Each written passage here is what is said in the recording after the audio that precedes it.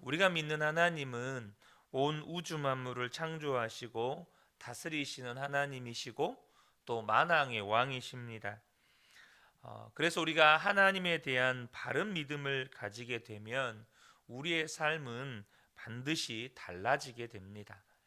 우리 지금은 우리가 왕조 시대가 아니지만 당장 우리가 왕조 시대를 돌아보면 여러분 일반 백성이 왕을 한번 직접적으로 만나게 되었다. 그러면 엄청난 일이 벌어집니다. 상을 받거나 죽거나. 어쨌든 여러분 일반 백성이 왕을 만난다. 그러면 여러분 그 사람의 인생은 완전히 바뀌게 되는 것입니다.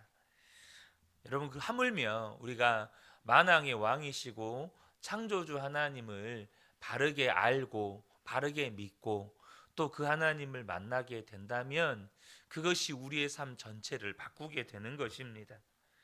그런데 분명히 그런 하나님을 믿으면서도 실제 삶에서 변화를 경험하지 못하는 성도들이 참 많습니다. 여기 계신 우리 모든 성도님들께 하나님이 천지를 창조하셨냐고 물으면 다 한결같이 그렇다고 대답을 하실 겁니다. 또 하나님이 만왕의 왕이신 것을 믿냐고 물어보면 다 그렇다고 대답을 하실 거예요. 그러면서도 그 믿음에 걸맞는 삶을 살지 못하는 이유는 우리의 믿음이 교리적인 지식에 머물러 있기 때문입니다. 여러분, 우리는 하나님이 만왕의 왕이시고 창조주 하나님이시라고 그렇게 배운 겁니다.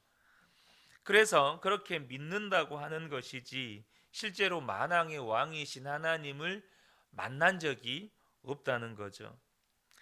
여러분, 하나님을 교리적으로 알면 절대 삶이 바뀌지를 않습니다. 하나님을 아는 것이 지식에 머무르면 여러분 사람의 삶은 절대 바뀌지 않는다는 겁니다. 좀 오래된 이야기인데요. 제가 한 10년 전에 제가 청년 시절에 같이 같은 교회를 섬겼던 한 집사님을 만난 적이 있습니다. 이 집사님은 대학교 선교 동아리 출신인데요. 그렇게 선교 동아리 선교 단체에서 활동하시는 분들이 또 나중에 교회를 세워서 그렇게 그 교회를 섬기는 집사님이셨습니다. 그런데 그 집사님의 고민이 그 교회에 다니시는 모든 분들이 다 선교 단체 출신이시고 또 그 자녀들은 자연스럽게 다 모태 신앙인들인데 이 아이들이요, 어, 한국에서 좋다고 하는 어떤 성경 공부라든지 또 어떤 강사분들을 초청해서 또 그런 것들을 또 직접 듣기도 하고 그런데 아이들이요 뜨겁지가 않다는 겁니다. 예배를 드리지만 정말 예배가 항상 냉랭하다는 거예요. 예배가 너무 몸이 건조하고 아이들의 삶에 변화도 없고. 근데 여러분, 이것이 아이들만의 문제일까요? 이게 아이들만의 문제가 아니잖아요. 아이들이 지식적인 믿음, 교리적인 믿음을 가지고 있는 것이 이 집사님의 고민이었습니다. 제가 그때 그 집사님과 이야기를 하면서 존 비비어가 쓴 존중이라는 책이 생각이 났습니다. 집사님, 이유는 한 가지입니다. 아이들의 마음 안에 하나님을 향한 갈망이 없습니다. 하나님의 은혜를 존중히 여기는, 하나님을 존중히 여기는 갈망이 없습니다. 이 아이들 안에 좋은 게 사실 그 교회의 집사님들은 소위 세상에서 성공하신 분들이 많거든요. 재정적으로도 풍족하신 분들이 참 많아요. 그러니까 아이들이 어렸을 때부터 너무나 많은 것들이 주어진 또 갖추어진 상태에서 자라는 거죠. 그러니까 하나님이 아니어도 그들의 삶을 채워주는 부모님들이 계시니까 굳이 하나님을 찾을 이유도 하나님을 갈망할 이유도 그들에게는 없는 거죠. 여러분, 저는 그런 의미에서 어렸을 때부터 겪었던 다양한 어떤 그런 고난들이 저에게 얼마나 큰 축복인지를 지금 새삼 돌아보게 됩니다. 가난했던 것도 축복이고 아버지로부터 가진 폭력을 당했던 것도 축복이고 또 제가 어렸을 때부터 수많은 병치레를 하고 또 여러 번의 수술을 하고 정말 수많은 어떤 삶의 고난들을 겪었던 것들, 일찍부터 가족들의 어떤 죽음을 경험했던 것들, 제가 하나님을 찾지 않을 수 없는 그런 형편과 처지에 있었던 것들이 얼마나 큰 축복인지 지금은 새삼스럽게 느껴집니다. 여러분, 지금 시편 24편의 저자는 다윗입니다. 그 다윗은 하나님을 창조주 하나님으로 만왕의 왕으로 고백을 하고 있는데요. 여러분, 이 다윗의 고백은 결코 교리적인 고백이나 지식적인 고백이 아닌 것을 우리가 분명하게 압니다. 사실 다윗 당시에는 교리라는 게 없었어요. 여러분, 지금은 우리가 신학으로 정립이 되어 있고 아마 웨스트민스터 신앙 고백, 또 대소요리 문답, 여러분 다 들어보셨죠? 다 읽어보시지는 않았겠지만 우리의 모든 이 신앙 고백, 우리가 가지고 있는 기본적인 이 신앙이 웨스트민스터 신앙 고백과 이 대소요리 문답을 정립된 그 신앙의 고백들에서 벗어나지 않는 신앙 고백이거든요. 그런데 다윗 당시에는 물론 모세의 오경이 기록이 되어 있긴 했지만 이렇게 교리라는 것 개념이 없었습니다. 그럼 뭘 말하는 겁니까? 다윗이 지금 고백하는 창조주 하나님, 만왕의 왕이신 하나님, 이것은 다윗이 직접 만난 하나님이라는 뜻입니다. 다윗이 직접 경험한 하나님이라는 뜻이에요. 그래서 다윗이 그 하나님을 만났기 때문에 나오는 고백입니다. 7절을 보면 문들아 너희 머리를 들어라, 영원한 문들아 활짝 열어라, 영광의 왕이 들어가신다. 여러분, 이 고백을 다윗이 어떤 심정으로 고백을 했을까요? 얼마나 기쁨에 찼는지, 얼마나 감격스러운지, 얼마나 그 마음 가운데 그 하나님을 향한 사랑의 마음으로 가득 차서 드리는 고백인지 모릅니다. 이 10절까지 왕이 임하시는 놀라운 장면을 노래하는데요. 이것은 단순히 문학적인 표현이 아니고 실제로 그런 하나님을 다윗이 만난 것입니다. 만나지 않은 사람은 절대 할 수 없는 표현을 하고 있는 거죠. 여러분, 많은 시인들이 시를 씁니다. 시를 써요. 근데 그런 시적인 표현들을 쓸 때요, 여러분, 단순히 그냥 아름다운 어떤 이런 그 표현들을 생각해내서 그런 시를 쓸까요? 절대 그렇지 않습니다. 그 시적인 표현 하나를 써내기 위해서 이것도 보고 저것도 경험해보고 그러면서 거기에서 그의 삶이 묻어나온 표현들이 시적인 표현들이죠. 하물며 그런 시적인 표현을 하나 쓸 때조차도요, 그냥 생각해내서 쓰는 시들이 아닙니다. 정말 수많은 자연을 보고 사람을 만나고 그런 경험 속에서 시 표현 하나를 해도 나오는 거예요. 근데 오늘 이 본문의 고백은 단순히 그런 시적인 표현, 문학적인 표현이 아니고 다윗이 그 하나님을 경험했고 만났고 그 영광스러운 감격 속에서 기록한 표현이라는 겁니다. 무엇을 말하는 겁니까? 여러분, 하나님을 만났다고 하는 것이 다윗의 인생 전체를 바꾸어 놓은 것입니다. 성경 전체를 보면 성경의 인물들 가운데 하나님을 만난 장면들이 곳곳에 기록이 되어 있습니다. 이사야 6장에 보면 이사야가 성전에서 하나님의 영광을 대면하는 장면이 나오죠. 열왕기상 19장에 보면 엘리야가 광야에서 하나님을 만나는 장면이 나옵니다. 출애굽기 33장을 보면 또 모세가 주의 영광을 내게 보여주소서 그 간절히 구했을 때 하나님의 영광을 대면한 장면이 나오죠. 사도행전 7장에는 스데반 집사가 돌에 맞아 순교하면서 하나님 보좌에 앉으신 하나님과 또 그 우편에 앉으신 예수 그리스도를 봅니다. 사도행전 9장을 가면 바울이 다메섹으로 가는 길에서 빛으로 임하신 예수님을 만나게 돼요. 하나님을 만나지 않으면 표현될 수 없는 기록들이 나오죠. 그런데 여러분, 그 하나님을 만난 사람들에게서 나타난 한결같은 공통점이 있습니다. 뭘까요? 그들의 인생은 바뀌었다는 겁니다.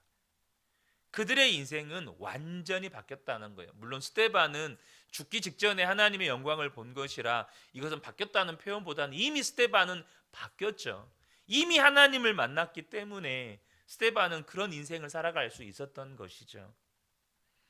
여러분, 저와 여러분 안에도 우리 모두에게 그렇게 하나님을 만나는 은혜가 있기를 소망합니다. 하나님은 만왕의 왕이시고 창조주 하나님이신데 그런 하나님을 우리가 만나는 또 아는 신앙생활을 우리가 해가야 하고, 하나님은 또한 우리가 그렇게 하나님을 만나기를 원하신다는 겁니다.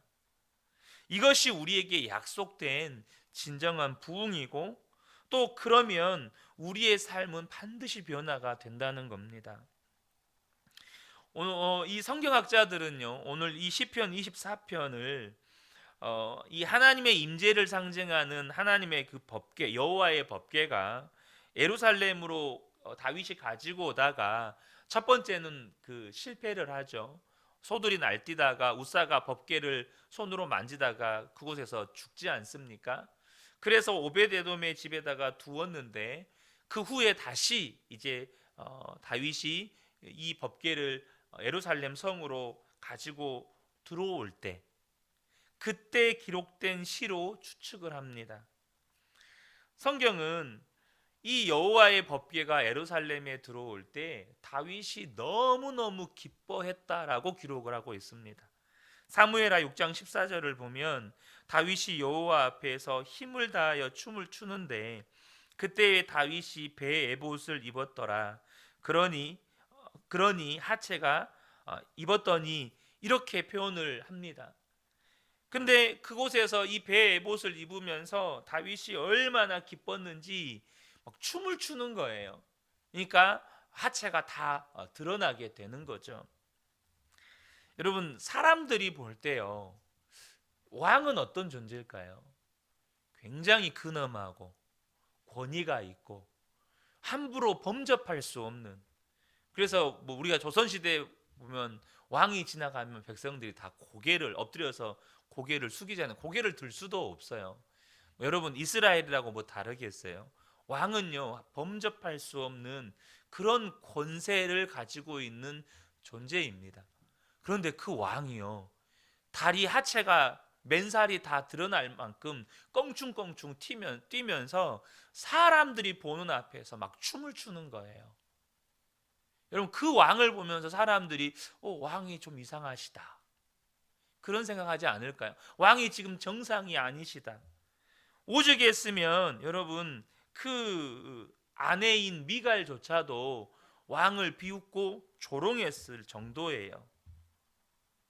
근데 여러분, 다윗의 심정은 어땠죠? 다윗은 너무 좋았습니다. 그것을 1절에 고백을 하죠. 땅과 그 안에 가득 찬 것이 모두 다 주님의 것, 온 누리와 그 안에 살고 있는 모든 것도 주님의 것이다. 그러니까 이 다윗이 그냥 해본 이야기가 아니고 모든 것이 다 하나님의 것이다라고 고백하고 있고, 그 하나님이 지금 다윗의 성으로 들어오고 계시는 겁니다. 여러분, 다윗은요, 스스로 왕이 되려고 하거나 또 스스로 부자가 되려고 한 적이 없습니다.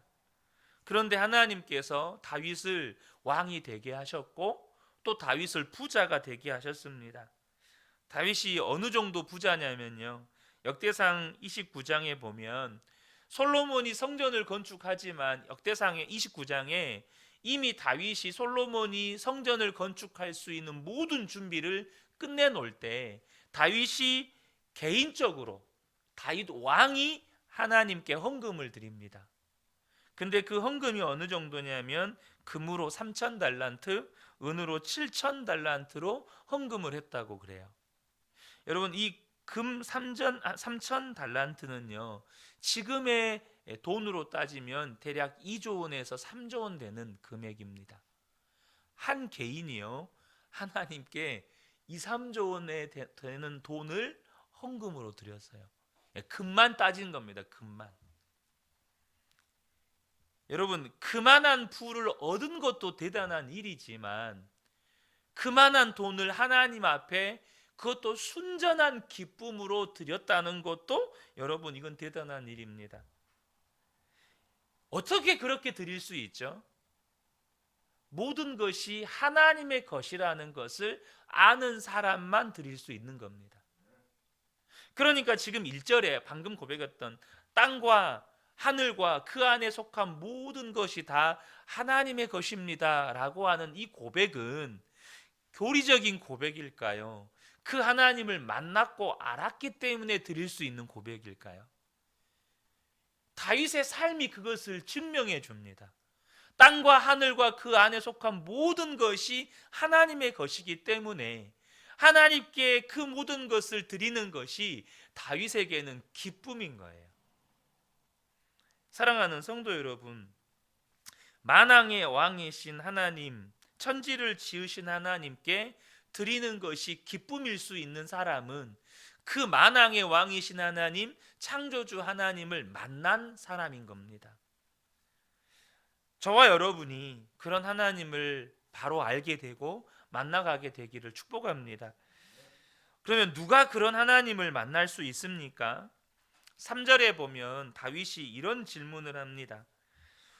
누가 주님의 산에 오를 수 있으며 누가 그 거룩한 곳에 들어설 수 있느냐? 쉽게 말하면 누가 그 하나님을 대면하여 볼 수 있느냐는 말입니다. 누가 그 하나님을 만날 수 있느냐는 거예요. 4절부터 6절까지 다윗이 여러 가지 조건의 사람을 말합니다. 깨끗한 손과 해맑은 마음을 가진 사람, 헛된 우상에게 마음을 팔지 않고 거짓 맹세를 하지 않는 사람이다.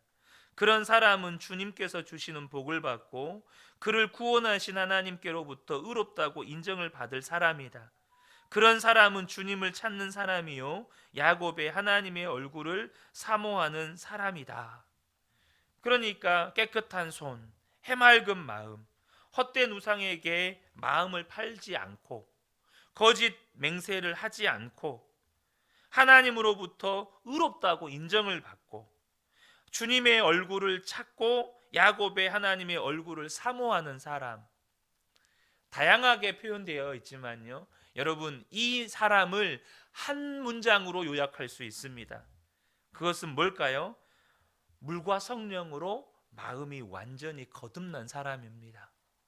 다시 말하면, 더 쉽게 이야기하면 마음이 완전히 바뀐 사람이에요. 물과 성령으로 거듭난 사람만이 여러분 하나님을 만나고 주의 거룩한 산에 오를 수가 있는 겁니다. 여러분, 예수를 믿는 사람이 바로 그 사람입니다. 예수를 믿은 사람이 어떤 사람입니까? 물과 성령으로 마음이 거듭난 사람입니다. 시편 84편 5절에서 7절을 보면 마음이 거듭난 사람을 이렇게 소개합니다. 세 번역입니다. 주님께서 주시는 힘을 얻고 이미 마음의 시온의 순례길에 오른 사람들은 복이 있습니다. 그들이 눈물 골짜기를 지나갈 때에 샘물이 솟아나서 마실 것입니다. 가을비도 샘물을 가득 채울 것입니다. 그들은 힘을 얻고 더 얻으며 올라가서 시온에서 하나님을 우러러 뵐 것입니다. 이 시편 84편에도 하나님을 만날 수 있는 사람이 누구인지를 소개합니다. 그들은 힘을 더 얻고 더 얻으며 올라가서 시온에서 하나님을 우러러 뵐 것입니다 라고 말해요. 근데 그들이 누굽니까? 마음에, 우리 성경 개역 개정으로 이야기하면 마음에 시온의 대로가 있는 사람을 말합니다. 마음에 시온의 순례길에 오른 사람들. 여러분, 사람의 마음엔 다 길이 있어요. 어떤 길일까요? 어떤 사람은요, 돈을 향한 길이 있고요. 어떤 사람은 성공을 향한 길이 있고요. 어떤 사람은요, 인기를 향한 길이 있어요. 근데 마음에 시온의 대로가 있다는 말은 무슨 말이냐면 그 마음 안에 언제나 하나님을 만나고자 하는 하나님을 향한 길이 있다는 거예요. 그 마음 안에는 언제나 하나님을 향한 갈망의 길이 있다는 거예요. 그게 곧 시온의 대로라는 말입니다. 하나님을 향해 열려 있는 길. 오직 하나님을 갈망하고 하나님을 사모하고 하나님을 그렇게 만나기를 원하는 그 사모하는 마음의 길이 있다는 거예요. 사랑하는 성도 여러분, 저와 여러분 마음 안에 시온의 대로가 있기를 축복합니다. 그 마음 안에 언제나 하나님을 향한 길이 있는 거예요. 사랑하는 성도 여러분, 성도가요 반드시 해야 할 실험이 있어요. 그게 뭔지 압니까? 믿음의 실험이에요. 전 2021년을 믿음의 실험을 했습니다. 다른 게 아닙니다. 제가 예수 동행일기를 쓰면서 내 삶에 어떤 변화가 있는지 내가 먼저 좀 실험을 해보자. 내가 정말로 경험해보고 성도님들에게 이야기해보자. 여러분, 제가 여러분들에게 드리는 이 말씀은 거듭거듭 말씀드리지만 제가 완전하다는 뜻이 절대 아닙니다. 2021년에도 저는 실패를 경험했고 좌절도 경험했습니다. 그런데 분명하게 말씀드리는 건 좌절했지만, 실패해서 좌절했지만 다시 또 주님 앞에 시작했습니다. 넘어지면 또 시작하고 넘어지면 또 시작하고. 제 안에 그것이 대로인지는 모르겠습니다. 대로라고 말하지는 못할 것 같습니다. 그런데 제 안에는요 주님을 향한 길이 있습니다. 넘어지면 또다시 예수 동행일기를 쓰면서 제가 실패한 거 기록하고 하나님 앞에 또 나아갑니다. 그랬더니 제 삶에는 분명히 변화가 있었습니다. 사랑하는 성도 여러분, 2022년 여러분 다시 한번 믿음의 실험을 해보시기를 축복합니다. 정말로 여러분 예수님을 마음의 왕으로 모시고 살아가는 겁니다. 주님 분명히 예수님은 만왕의 왕이시라고 말씀하셨고 예수님이 창조주시라고 다윗은 고백하고 있어요. 다윗은 그렇게 고백할 수 있었던 건 그 하나님을 만났습니다. 2022년에 그 만왕의 왕이시고 창조주이신 하나님을 저와 여러분이 만나가는 한 해로 믿음의 실험을 해보자는 겁니다. 예수님은 하나님을 마음의 왕으로 모시고 사는 것을 이렇게 표현합니다. 마태복음 22장 37절에 예수께서 이르시되 네 마음을 다하고 목숨을 다하고 뜻을 다하여 주 너의 하나님을 사랑하라. 여러분 이 말이 무슨 말일까요? 너무 어렵게 생각하지 마세요. 24시간 의식이 있는 동안에 오직 예수님만 생각하고 살라는 겁니다. 밥을 먹을 때도 여러분 기도하시잖아요. 밥을 먹으면서도 여러분 순간순간 주님 부르세요. 운전을 하고 가면서도요 순간순간 주님 부르세요. 누군가와 대화를 할 때도 순간순간 주님을 부르세요. 그렇게 주님을 의식하면요 참 신기한 것이요 대화를 하다가도요 내가 어떨 때는 감정에 사로잡혀 대화할 때 있어요. 저도 어제도 또 우리 아이들한테 화내고 있는 저 모습을 보더라고요. 아 주님 또 실패했네요. 근데요 주님 또 실패했네요. 이게 은혜입니다. 딴 때는요 주님 실패했네요도 없어요. 주님 실패했네요가 없다니까요. 그 중간에 주님 실패했네요가 없어요. 그리고 저녁에 잘 때조차도요 내가 오늘 그렇게 실패했다는 거 의식도 못하고 그냥 잠들어요. 이게 무슨 말입니까? 죄를 지어도 하루를 넘기지 않게 된다는 거예요. 죄를 짓고 좌절하고 절망하고 탄식도 해요. 근데 예수님을 의식하고 살면 하루를 넘기지 않아요. 영적 슬럼프를 하루를 넘기지 않게 됩니다. 여러분 많은 성도들이요 영적 침체를요 하루가 뭡니까? 한 달이 가고 두 달이 가고 1년이 가고 10년이 갈 때도 있어요. 20년이 갈 때도 있어요. 근데 주님을 의식하면서 주님을 바라보고 또 주님을 바라보면 죄를 하루를 넘기지 않게 됩니다. 얼마나 큰 은혜입니까? 사랑하는 성도 여러분, 하나님은 만왕의 왕이십니다. 창조주 하나님이십니다. 이건 교리가 아니에요. 우리가 그 하나님을 만나기 원하시고 그 하나님을 경험하기 원하십니다. 사랑하는 성도 여러분, 2022년 여러분들이 믿음의 실험을 다시 한번 해보시기 바랍니다. 2021년부터 해오신 분도 계시겠지만 주님은 더 크신 하나님이십니다. 더 놀라우신 하나님이십니다.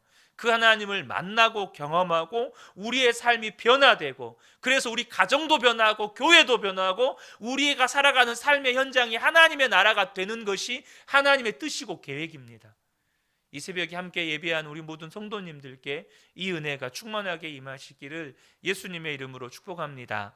아멘.